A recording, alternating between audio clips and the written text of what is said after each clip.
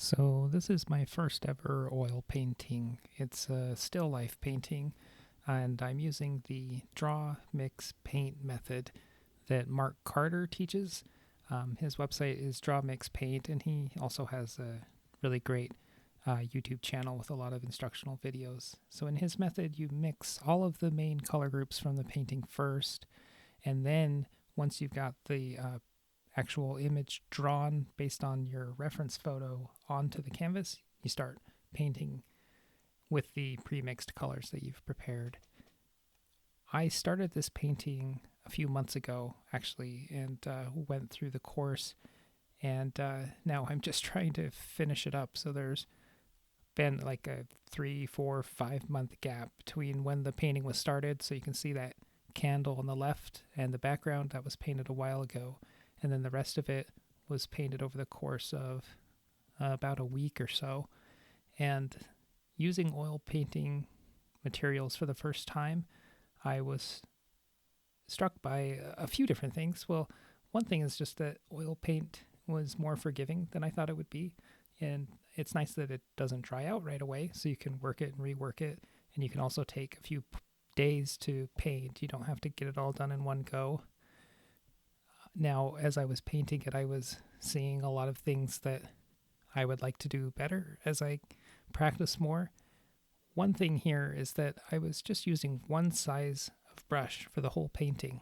I didn't use any smaller brushes for any fine details, and so some of the finer points on here didn't come out being all that fine because I was using too big of a brush to really get those details in.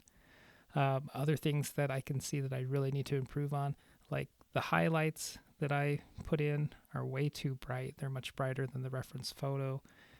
There are certain values that I just didn't get right. They don't match the reference photo. They're either too light or they're off in some way, like they're too yellow or too blue or something like that. And as I'm comparing back and forth, I can see the differences, but I'm not clear on how to fix it without just making it worse. And I didn't want to overwork things and just turn everything into a big blended sludge.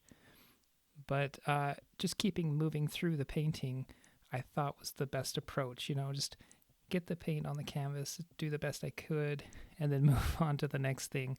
Otherwise, I'd be agonizing over this kind of subpar painting until I die and never actually move on to anything else. So I thought it's better just to actually complete the painting and then really examine it and see what I can do better next time.